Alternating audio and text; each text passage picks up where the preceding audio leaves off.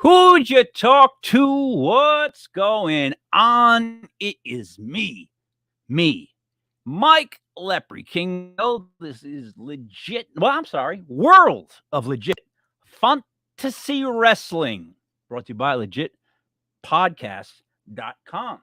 It is June 1st, 2022. It's June, everybody. It's officially June. That means, in my book, it's summer. And when the sun's out, the guns are out. Speaking of guns, joining me as always, Joey Paranormal. What's up, Joe? I heard guns. Sorry, wrong thing. And that's what I meant. Almost flexed Sun's on everybody. out, the guns got to come out. Yeah, sun's out, the guns out. How you doing, Joe? I'm alive. I'm well. Yourself? I was really sick as a dog last night. I'll be honest. I was really sick, dude. I was just really, and I've been sick all day today, but show must go on, and I'm here, and I'm ready to rock. You know what I'm saying? Like, I do do. this. So now, before we get into this world of wrestling, did you watch the Norm Macdonald special on Netflix? I have not. No. All right. I'm gonna excuse me if I just talk about this for just a second. Yeah, go for it. So now, I think most people, when they think of me, they think of like that I was in the band, or now I'm doing this the podcast and whatnot. But if there's one thing that I'm like a junkie of, is that I listen to stand-up comedy so much. Like, I listen to hours of it. So what I'll do is, like, I'll listen to bootlegs of Norm's performances all the time. Like, there's so many of them online, and I just listen to them from start to finish. And what's funny is, in this stand-up, it's the jokes that he had, that he was working on in 2019 and whatnot. So a lot of the jokes that he's telling, I've heard. And the thing is, he does them different every time he does a show. It's the same parameters of jokes, but he just bounces all around, does them differently every time. So it was weird seeing like just him with the microphone talking. He let his hair go white. He looks sick, and it's the night before he was supposed to have like a major operation or procedure, and he wanted to record this because in case he didn't make it. And, it comes out that he didn't make it. But he is like a genius of comedy. In other words, not only is he incredibly well read, the dude used to read like Russian literature. He used to read stuff nonstop. He pretended to be stupid, but read nonstop, right? He's got all kinds of faults. He's a gambler. He can't stop gambling compulsively, but he tells you, makes fun of it. And there's no better joke as far as setting up a joke in my book than Norm Macdonald.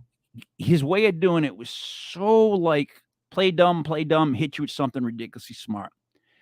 And I watched this. I've now seen this special right here on Netflix 7 times probably. And I got to be honest, the first couple times I saw it, I was nothing but sad because I just feel bad about Norm. Like, I feel bad watching him. And then at the end of it, right, towards the end of him doing all these jokes, he does a joke about his mom, kind of, she's 84. But then he, like, stops and he says something like, God, she's great. And you can see him start to break, like he's going to cry for a second, and then he just pulls it back. And then it ends, and I don't know if you've seen it, it cuts to David Letterman, Dave Chappelle, Conan O'Brien, Adam Sandler, David Spade, Molly Shannon, all sitting in a room just getting done watching that special. And they talked about Norm for like another half hour. And it's so fucking incredible because to have somebody like a Sandler and a Chappelle, probably two of the biggest grossing comedians there is, and then to have Conan and Dave Letterman right there and to speak his praises, I don't know how you can get better than that. I mean, have you ever listened to Norm, Joe? Have you ever listened to any I've never heard him do any stand-up. I'm only familiar with some of the work they did in Adam Sandler movies. I just didn't really know much about him. I wasn't really a big fan until all this stuff came out. And I've heard a couple of his jokes, and I've heard how his delivery is, especially after your recommendation. But I'm not super well versed in Norm Macdonald. So he goes, me and the wife, we have what's called a hall pass. A hall pass means you can pick any two people that you can have sex with. That's what it is. And I picked Angelina Jolie and Margot Robbie. He goes, and my wife. So ridiculous. So stupid. She picked the Mexican guy that cuts my lawn and his brother. How ridiculous is that? And you're like, yeah, all right, no. He just throws in a couple of those that are just like, you know what I mean? It's fucking hilarious. He's really, really, really a funny bastard. But the thing is, Joe, like, so I listen to him, Bill Burr. I listen to Louis C.K. I listen to Chappelle. I listen to Burt Kreischer. I listen to Tom Segura, Mitch Hedberg, George Carlin. I listen to Murphy sometimes just because I love his delivery. Like, I am really like a big time comedy geek. I want to just get that out there. Like, that's what I like to listen to the most. Like, if I'm going to bed, I like to hear the comedy, and it's not even because I want to laugh. It's like I'm want to hear the delivery. I want to hear how they phrase things. It's just even little words, like they were saying, like how he pronounces it, Doberman. Like, you know what I mean? Like, it's Doberman, but it's a Doberman to him. It's just those little quirks that make him great. All right, that's enough of my love of Norm Macdonald. I mean, you always see his picture in one of my intros. When he passed in September, I was devastated. I really was. Like, I couldn't believe that we lost another comedian. Like, it was just, we lost Gilbert Godfrey, we lost Bob Saget, we lost. It sucks. It just sucks. Now to wrestling. Joe, what's going on with Sasha Banks and Naomi? And I'm gonna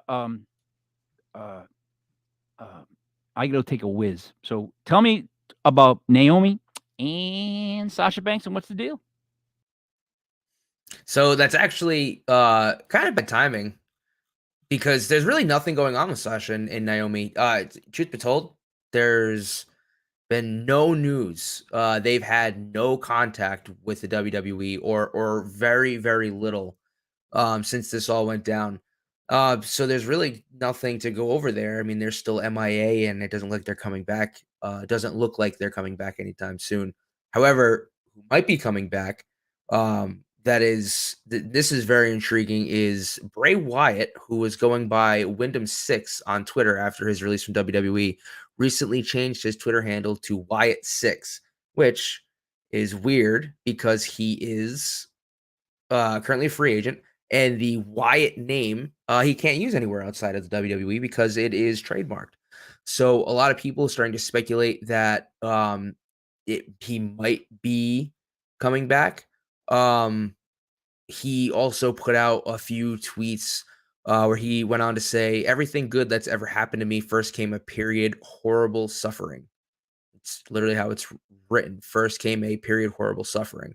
I never ask why. I just wait for the rough part to end. I was chosen for whatever reason, and I've got shit to do. It doesn't hurt anymore. It burns. I'm ready now. Then he followed that up with, I am tired of watching, tired of hearing irrelevant clowns speculate how I'll be perceived, tired of hearing about my greed, my desire questioned. Wherever and whenever I decide to return, I'll remind everyone why they know my name again and again. Believe in me. Hashtag I found it.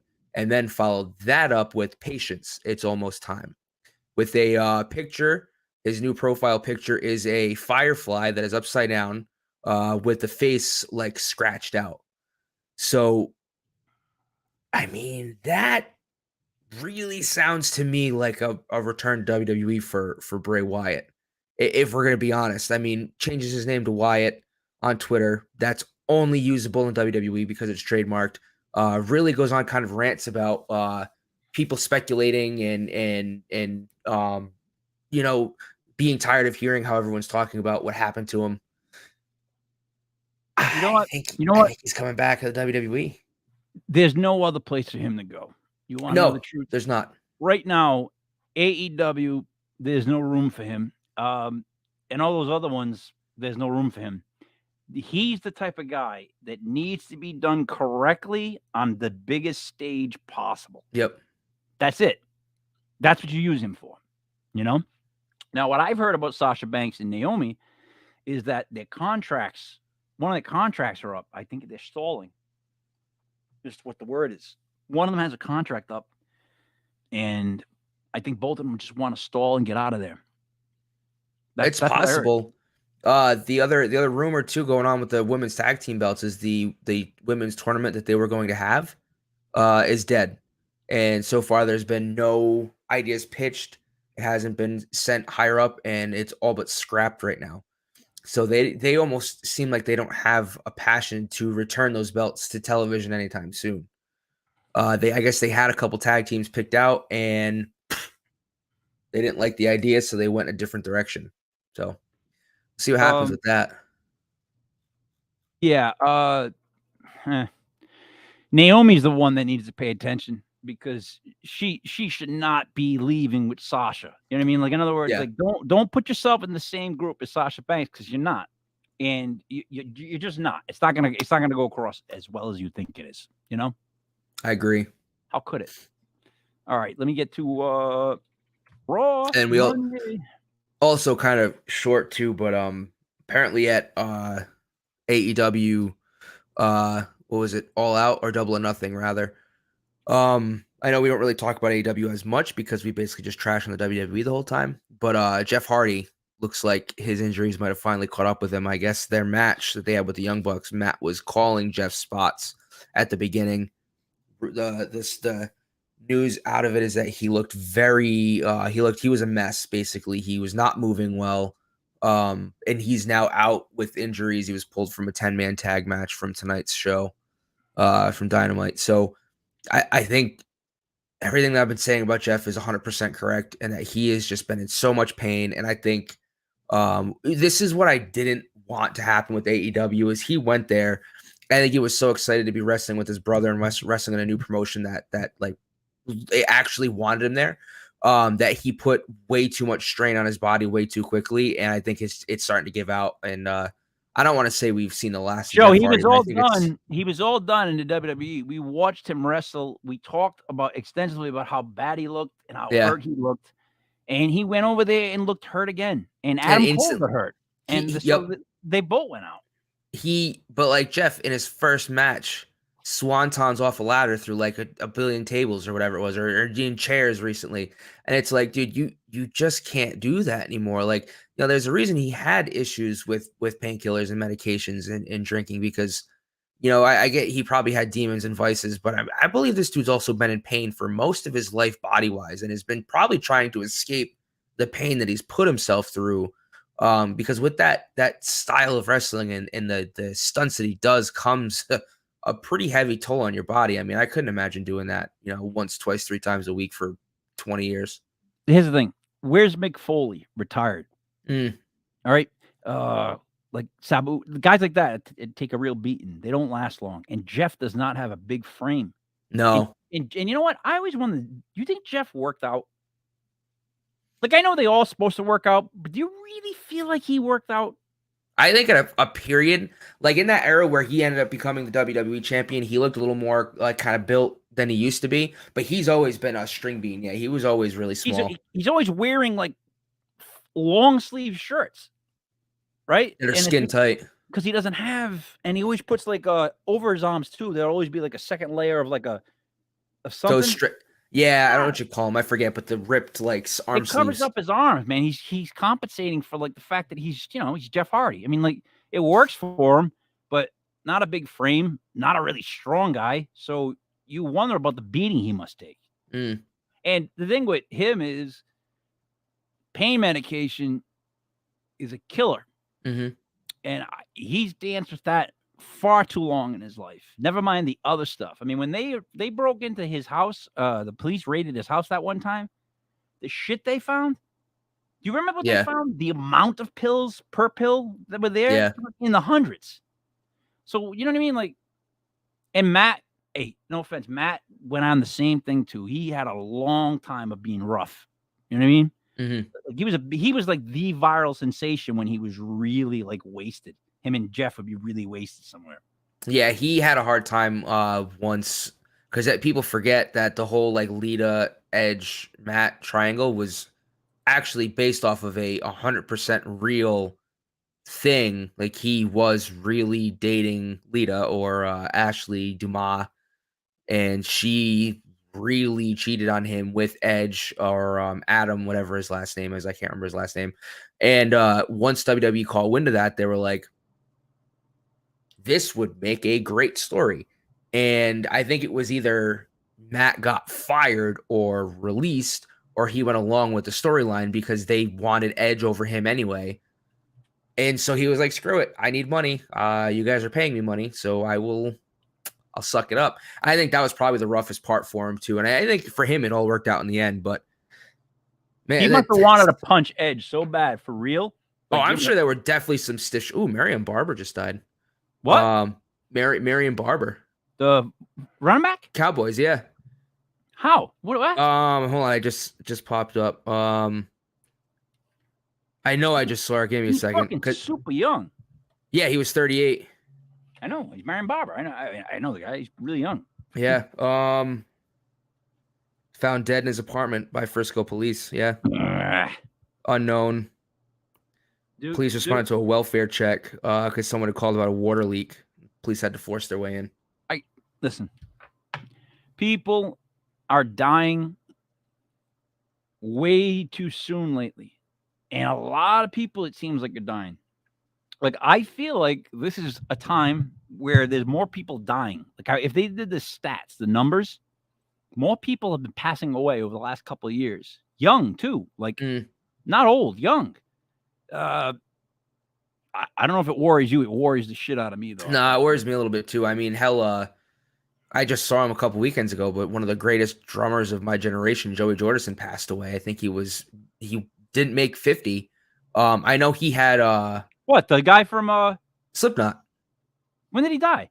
A couple months, like a month or two ago. So did you see him and then he died? Or no. So he was like fired or released from Slipknot like 4 or 5 years ago. What do you got to do to get released from Slipknot? Well, all right. So I know this wrestling show. Basically, I guess what happened with him is he had something called like myelitis. That's like a disease that's brought on by heavy drug use. So there was always speculation that he was using a lot. After what happened with Paul Gray, the band didn't really want to deal with it. He also was losing feeling in his legs, so he couldn't drum as well as he used to. So I think him and the band kind of like agreed to part ways, but kind of like not, if you know what I mean. Of course, and you never want to leave. Yeah. And so he left the band. And the guy who replaced him, Jay Weisberg, is actually really good. On their newest album, We Are Not Your Kind, like he's a very good replacement for Joey, but he's never gonna be Joey. But yeah, he passed. Wait, I think who's the drummer? Weinberg? Jay Weinberg. I forget the Yeah, you know who that is? No. You know what Jay Weinberg is? Mm-mm. You ever watch Conan O'Brien back in the day? I mean, a little bit, but not really. Remember Max Weinberg, the drummer that played for? That's his son. Springsteen? Yeah. Yep. That's exactly who it is. Yeah. I know what that kid is. Yeah, because I know his dad. I know that. Yep. And he's a good drummer. Yeah. His dad's one of the greatest drummers there. Like, yeah. Max Weinberg's incredible. So that's who replaced Joey Jordison in Slipknot. And yeah, Joey, sorry to break it to you. Yeah, Joey Jordison passed away. I don't know if it was this year, but it was very recently. It was this year. It was very recently. I live in my own bubble, Joe. You know that. I get so much going on. Let's start with Raw, though. So, Asuka and Bianca Belair. Now, they really are making like a shit sandwich out of this because it wasn't supposed to go down like this. Yeah. They were actually going to be a tag team, right? To fight. Weren't they going to team up to fight Naomi and Sasha Banks? And then they had to switch it and make Asuka fight. And now she's in a full-on thing. I think Asuka was going to feud with Becky and have their own one-off feud where like Asuka was going to get her return to the WWE by feuding with Becky, and Becky was going to get her dropping off of the championship pedestal feud with Asuka. I think they all bundled them into this now because Naomi left, who was supposed to be fighting Bianca. Because Sasha was actually supposed to jump to SmackDown and be fed to Ronda Rousey. Or was it? I don't remember at this point, but they were both going to lose to the current champions. So I think Becky and Asuka were going to be feuding on their own. They threw them into a title contendership because they lost who was originally supposed to be a title and contender. Now it is very weird. Becky's promo here was very generic. It was very, you've seen it a million times where she tells the fans, you know, why the fans hate her and why she's vilified and all this stuff. Match was really good though. Again, I think regardless of how little build and how messy it's been, I think these three women will put on a hell of a match at Hell in a Cell. I'm hoping that they're really late in the card because this Hell in a Cell is gonna, for being honest, it's not going to be good. There's probably two good matches on the card.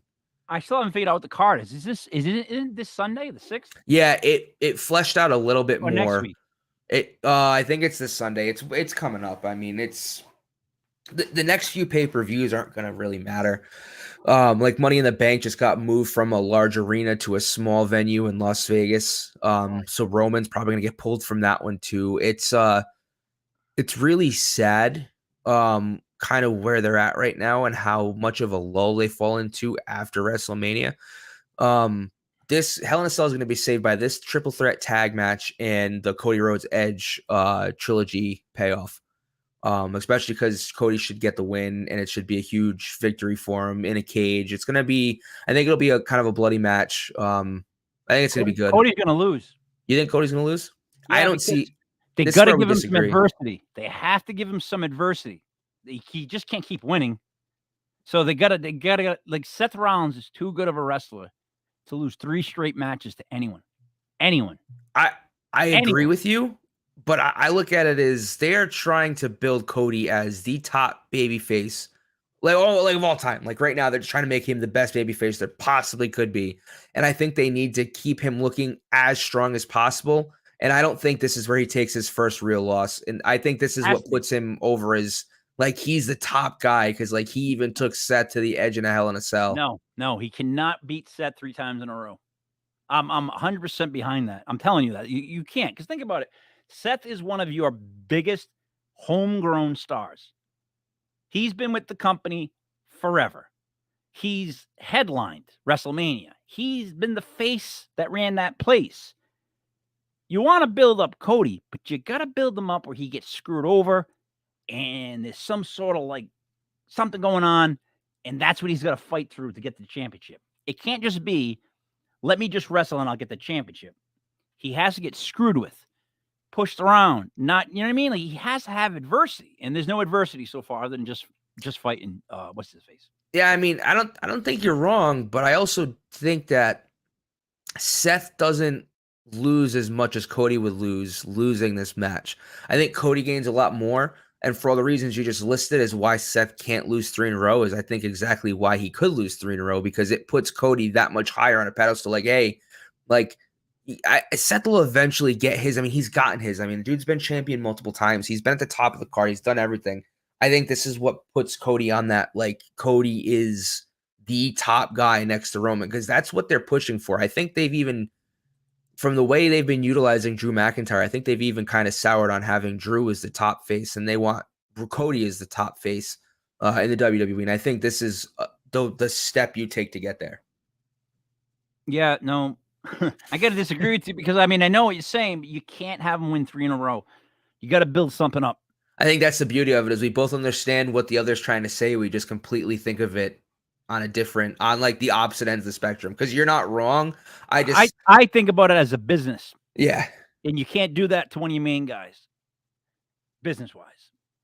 And now Becky Lynch calling herself a god, sucks. Yeah, Because, she's got to turn the shit down because it's just not funny anymore. Well, not just that, but Roman goes into God mode. You know what I mean? Yeah. So Yeah. how can she do that? What? How can she also? Well, yeah, I think she's got to rein it in. They're letting her get like a little too ridiculous with this this character. And I think it's getting away from why the fans fell for her so much. And like they're probably trying to build some actual heat. They don't want her to be the heel who gets cheered. But I think you really run the risk of just destroying the character altogether by making her just so damn unlikable. Well, I mean, she's trying to be a bad guy, but the goal with a bad guy is you don't want people to like just hate the person. You want them to like root against the bad guy. You know what I mean? Yeah, but there's a difference between rooting against the bad guy and just absolutely hating someone's character because it sucks. Breed. You know? Yep. All right. So next match was. Hold on, I'm trying to see it. This is actually kind of funny. It was Zeke and the Ezekiel Mysterios. and the Mysterios versus. He's doing more and more Macho Man Randy Savage stuff. Yeah. And that's what he wanted to do to begin with Ezekiel. He wanted to be like a Macho Man type thing, and they pushed him farther away. Dude, you've even got tassels. Yep. So did you catch? I don't think it was this week. I think it was last week. But Sami Zayn and KO were talking to each other, and Sammy just like offhand was like, "Oh, and by the way, Ezekiel is 100% Elias. They're the same person." And Kevin Owens just stops what he's doing and just hugs him and like puts his head in his like shoulder and like looks like he's crying as like, "Oh my god, someone believes me." And like it was one of the funniest things I've seen in a little while on the show. Kevin Owens is absolute freaking gold. I can't wait for him to get another run as a with championship belt at some point. I don't know how or how it's gonna happen, but he deserves it so much. You know what? What's great is that he's letting himself go gray. Have you noticed? Like he's letting gray Oh go yeah, into his beard and his yeah, hair and everything. KO is just one of those type of guys. Um, I've had enough of the Mysterios. yeah. I think we all have. I'm done, Joe. I'm done with them. Like you just yawned. That's exactly what I think about when I think about the Mysterios right now. Like Yeah, it's not enough. from the match though. I've had a long day, so I'm hit my wall. But yeah, I'm very I'm over Ray and Dom, and I still don't understand how they're getting this much screen time. I mean, the video game's been out now. They don't need to push the game anymore. Dom's character's not changing. They're not showing any real signs of fracture in their tag team. So it's just weird that they keep just getting inserted into these matches and they're just on TV over and over again. Um, he has no personality. They don't let him do anything really. He What has are a you gonna couple let him do? promos, but What are you gonna let him do? It's like a 15-year-old kid. What are you gonna let him do? Well, I how mean, much? he's like he's gotta be like 19 or 20. I think he's older than that. He's got to be older. And I'm just saying, he's like a 15-year-old kid out there. You don't want to give him too much to do, too much, control, because he really is just a kid. Moving on, Cody Rhodes promo with Seth there. This was pretty cool too. Mainly because Cody like had another like long drawn out promo with Seth, you know, also talking his shit, but then they ended up meeting in the crowd and just like having this all arena brawl. That was pretty good. It's a nice way to elevate the feud by like letting them fight but not in a match. You know, you just kind of like actually throw hands because they're not really hitting each other. But they let them just kind of brawl. You know what I mean? It's a nice little it's a nice deviation from the path of just like promo. I'm gonna fight you, and then they get separated or whatever. Like they let them brawl for a little while. uh, Alexa Bliss then fought Dewdrop. And Nikki Ash. So Oh. now, how is Nikki friends with Dewdrop again and against Alexa? Because this makes none of this makes any sense. Any of it. I think Dewdrop and Nikki Ash might form some kind of like Scottish women tag team or something. I don't know. There's like a little bit of rumor because obviously they're the two Scots on the show, both female Scots. I think this is more about Alexa getting a return to the TV feud. And again, she was in a handicap match. Oh, never mind. Not a handicap match. She was out there against Dewdrop, who is much bigger, with Nikki Ash also kind of out there to distract her. And I mean, it was a quick match. Bliss got the win. She's been looking good in the ring. She doesn't look rusty at all. I just think this is it's annoying, but it's just a way to get Alexa some wins and some momentum before they unleash her on the rest of the division. I don't know who Alexa Bliss is. Again, I guess she's now the goddess, back to the goddess. But like, they could have ruined her career with this.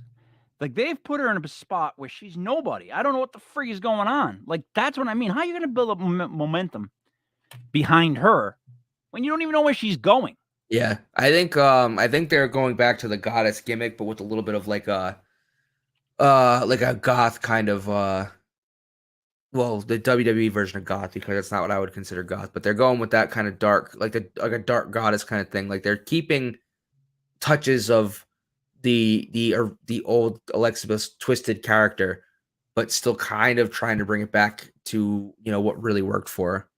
Because again, so I want to point out too that I think the reason she did that weird gimmick with Bray Wyatt and she got the Fiend power and all that stuff. If you remember, she didn't wrestle a whole lot with that gimmick.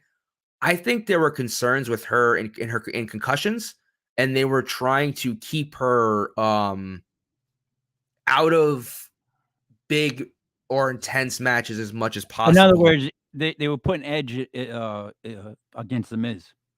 Yeah, like I think that's what I mean. I have nothing to support this besides the fact that I know that she's had concussion problems, and that's one of the reasons why her career stalled.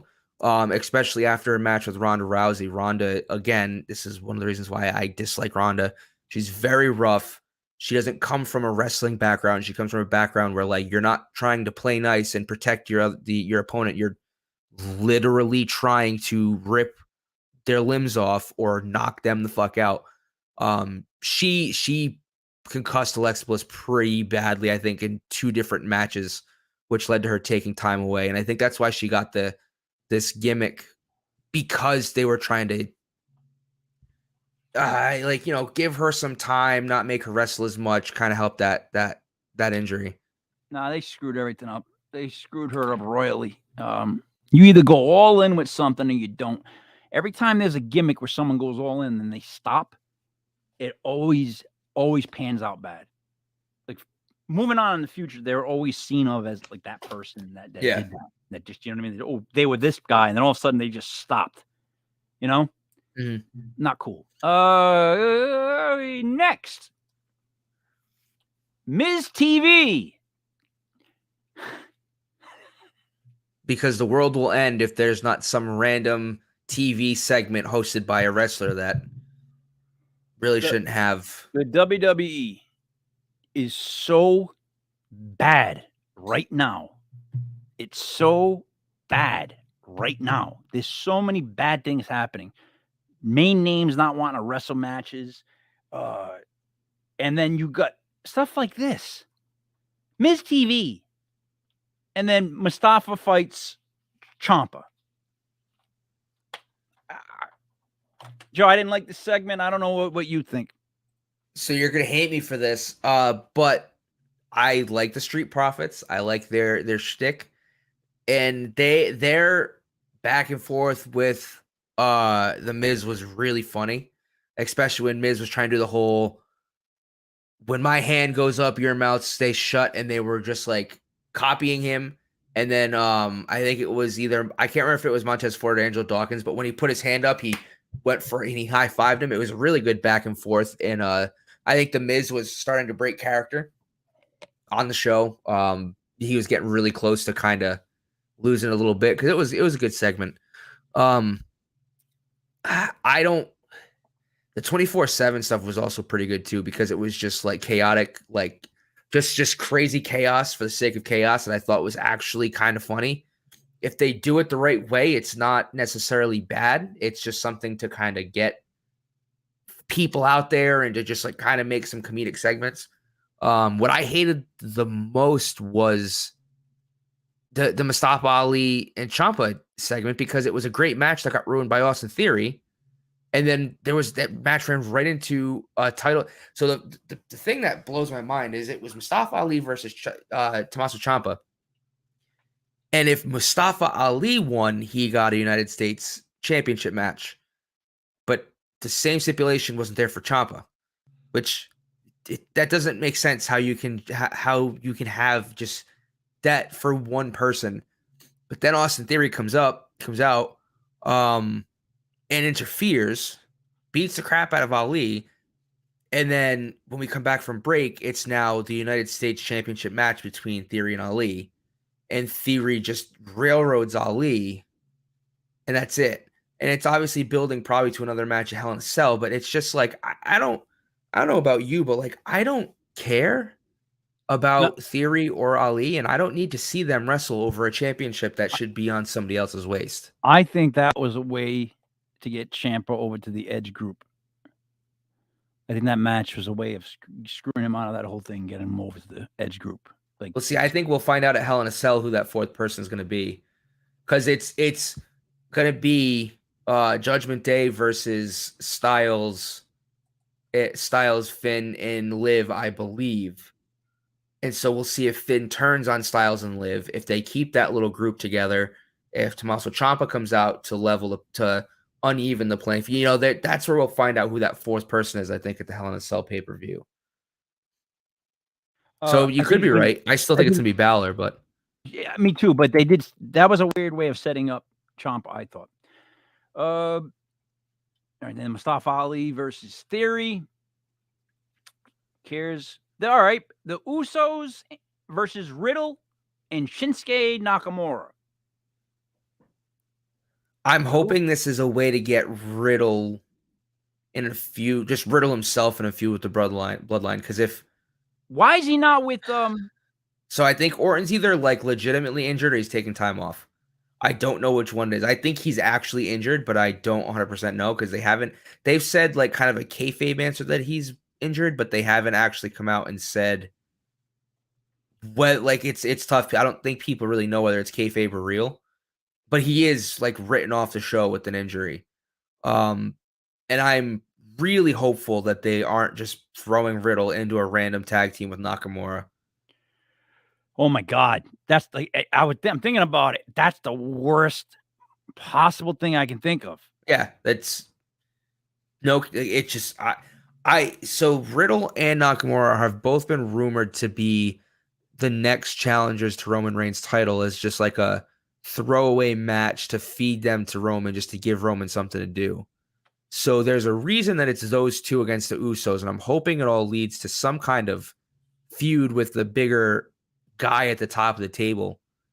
Well, the Usos are now the undisputed tag team champions. They have both belts. Yes. That's awful. Yes. In my book, that's awful that that's the team that we did that with.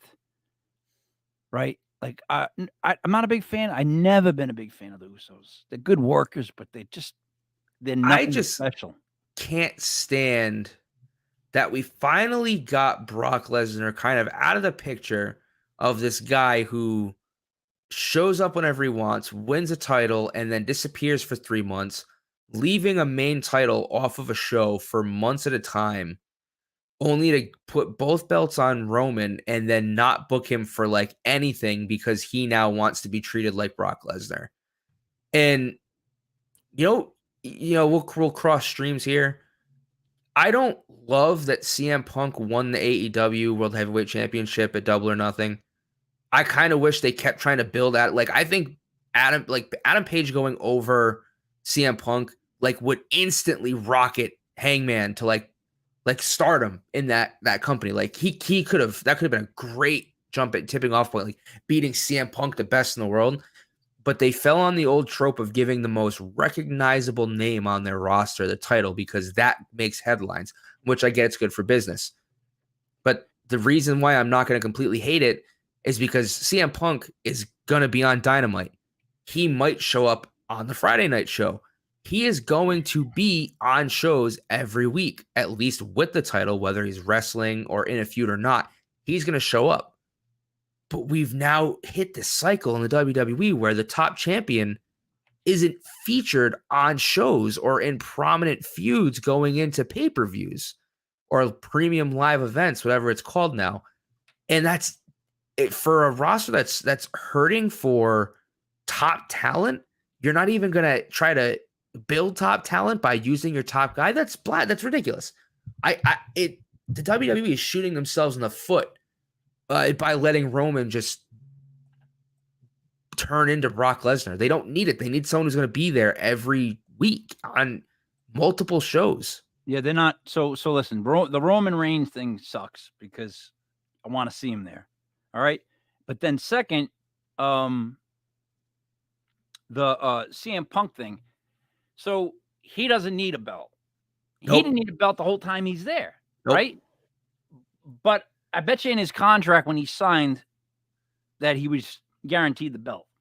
Oh, probably. Or there's got to be something like that. Yeah, I 100% agree. Same thing like with Cody Rhodes. So, but that's the thing. Here's the difference. Now you see how CM Punk just won the championship, like he did. It didn't seem right. He had to work for it more. He should have been put through more. You get what I'm saying? Yeah. That's exactly my Cody Rhodes theory. You're gonna feel the same. People are gonna feel the same way. It'll be an empty thing if he just keeps beating everybody, beats Seth Rollins 3 times in a row, and just wins the championship. I want to see him struggle. I want to see the McMahon screw him over at the last second. I want to build this. Like I want when he wins, I want it to be like, Gold Dust comes out, smacks someone in the back of the head, like they all help him out, and he gets the win. That's what I want. I want him to have a brawl, a bloody brawl to win. He cannot beat Seth Rollins. You got to build him up because you just can't put the belt on someone like that because people see it coming and they don't want to. And wrestling fans hate when they get what they see coming. The only thing I could say to argue that is the way Roman's been booked. I don't think you could ever see anything coming in terms of him losing because he's been booked so dominantly that, like, I don't care how well Cody's booked in a match one-on-one, people are still going to be like, I'm sure Roman's going to win here.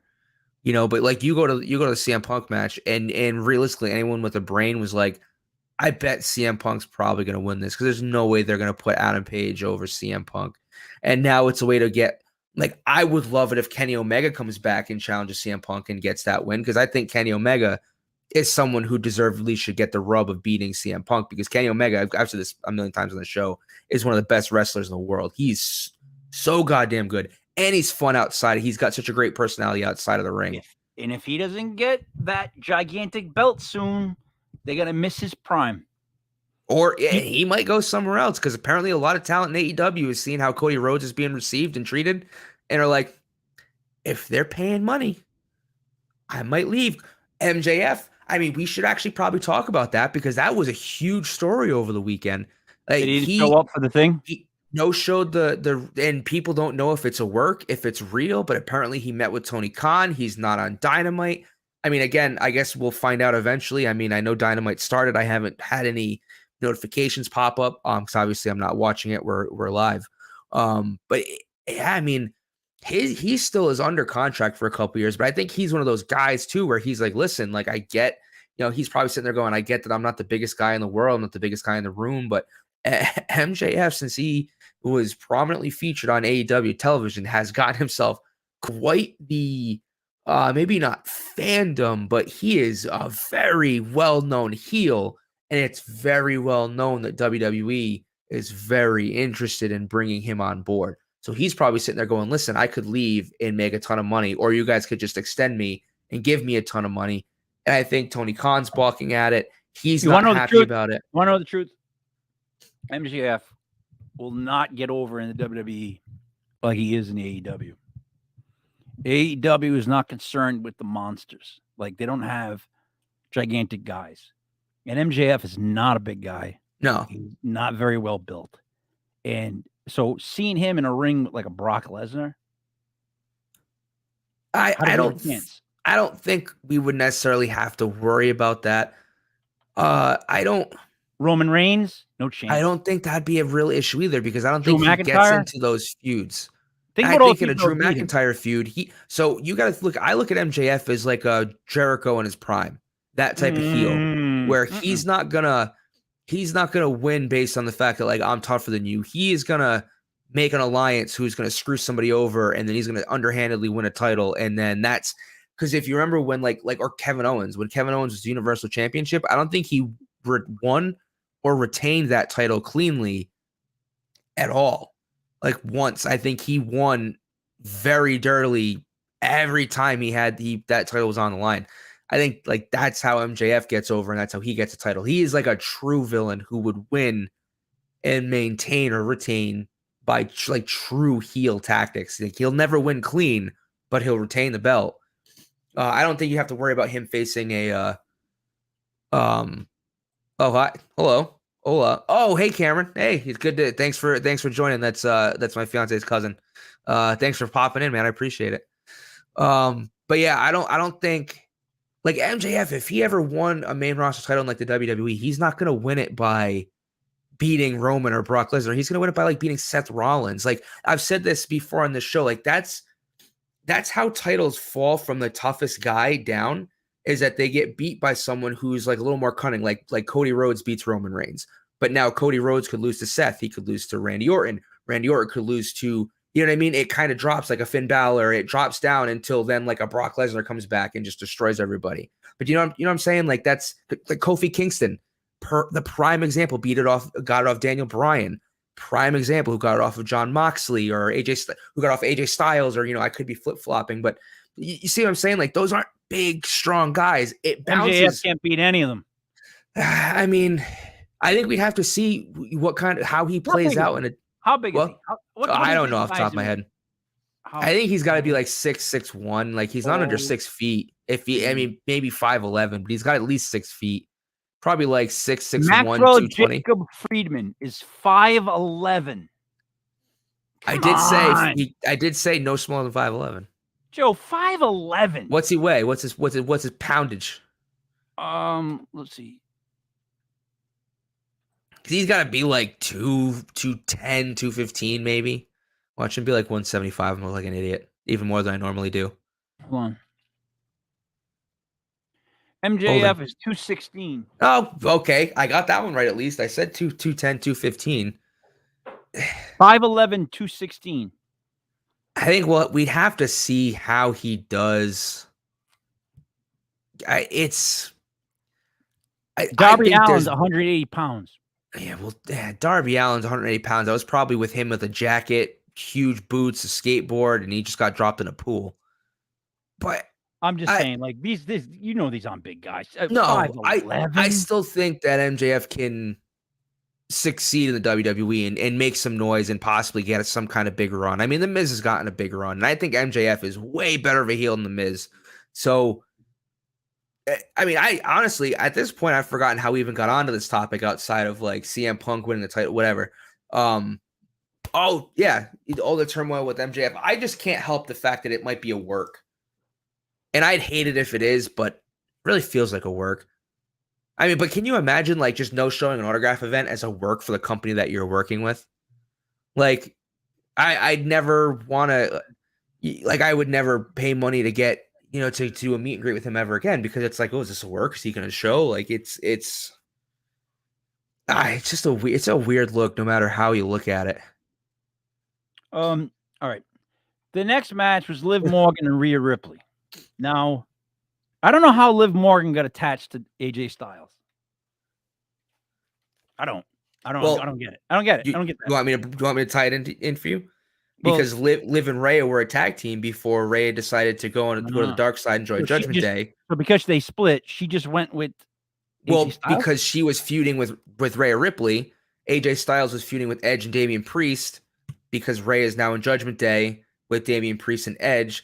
By association, Liv is now the female kryptonite that AJ Styles needs to combat Judgment Day. Because if you remember, the last live event, AJ Styles was screwed out of his match by getting pushed off of the top rope by Rhea Ripley. You know what I mean? So like Liv is just the natural female enforcer he needs to nullify Rhea, who is already feuding with Rhea anyway.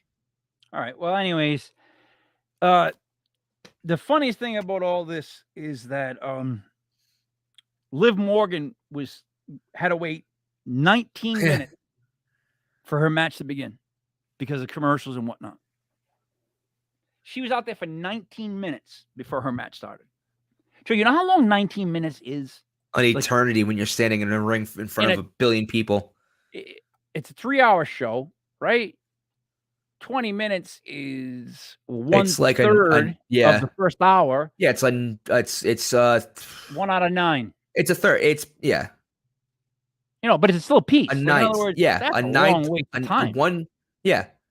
when you cut that pie, one piece of the pie was just her standing in the ring. And if you've ever been to one of the live shows, like it's awkward because I've seen it where the superstar comes out and then their music stops playing and then it's just quiet and they start playing like ads on the screen while you know they're at a TV timeout. And then out of nowhere, all of a sudden the superstar's music just starts playing again. And then you're like, oh, okay, like we must be back from commercial. Like it's it's weird that they do it, and I wish they wouldn't. And it sucks that it happened to Liv, especially because after this was a contract signing to end the show, which blows my mind. Because honestly, this stuff with Finn, Liv, and AJ Styles, and then Judgment Day is like super interesting. Again, because it's rumored Finn might turn on him, so you're sitting there, you're like, is he going to turn on him this time? Are they making like a new Bullet Club? You know what I mean? Because like, what if Tommaso Ciampa joins Judgment Day? Then, if this feud's still going, Finn, AJ, and Liv are going to need a fourth. Who would join them now?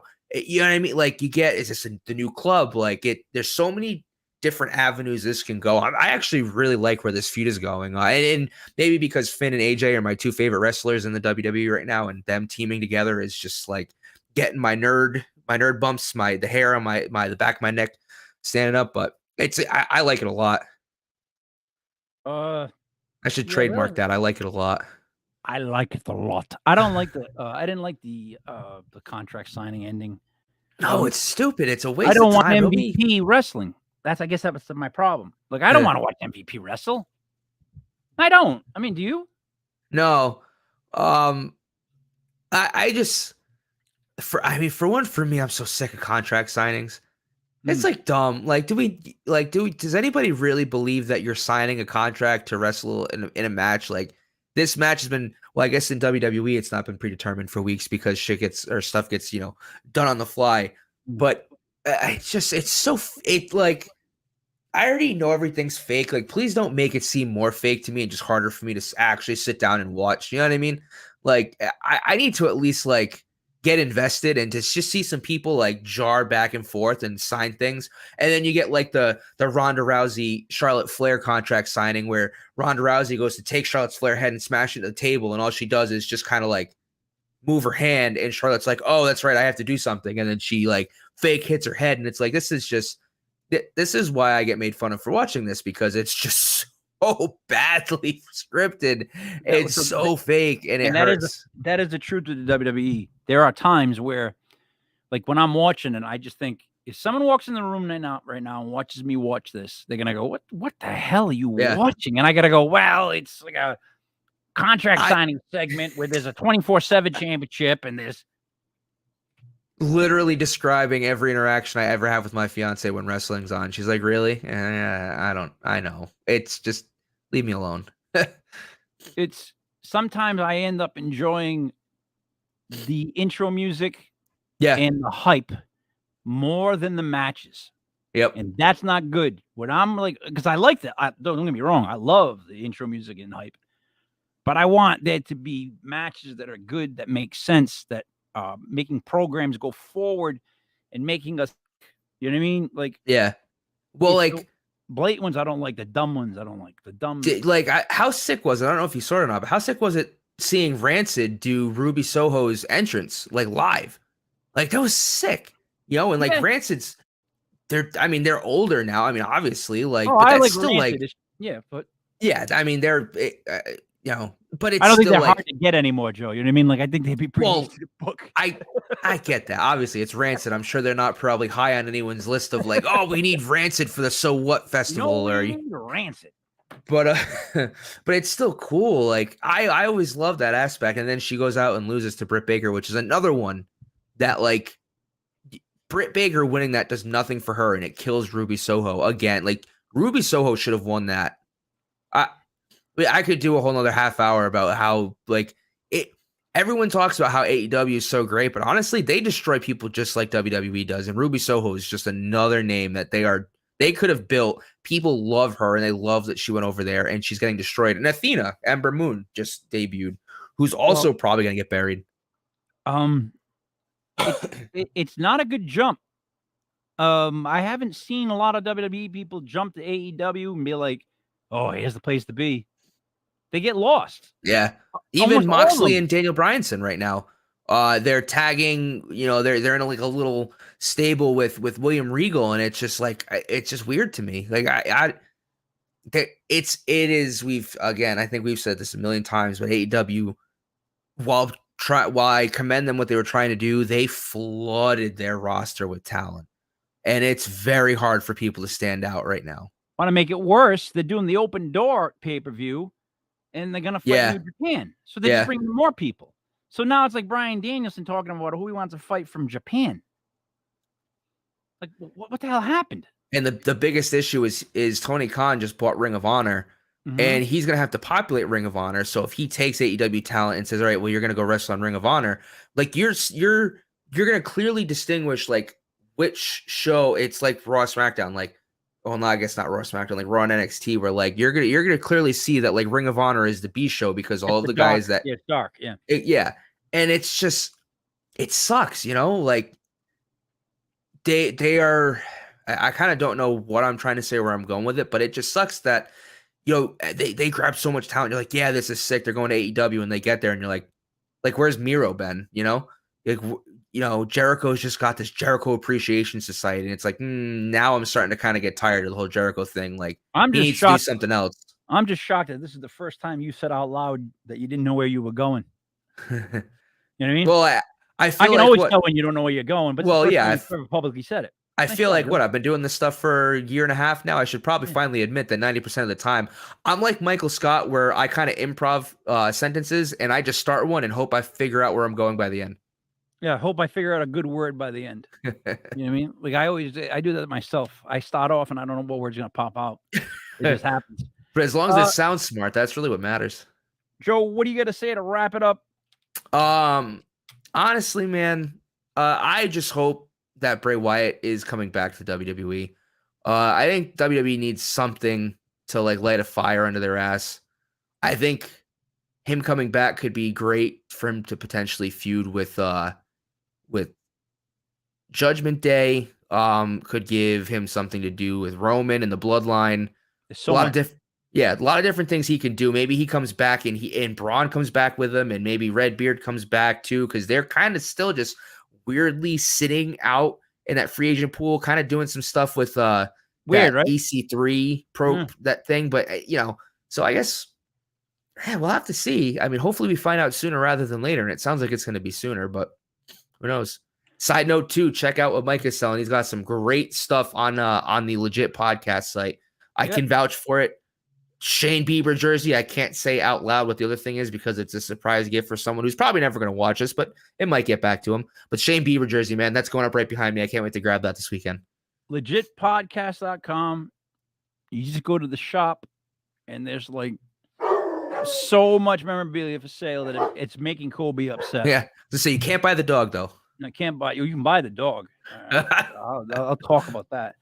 All right, Joe. So that is it for tonight. We'll be back on tomorrow night for USFL. Legit USFL. And I don't know what's going to come after that.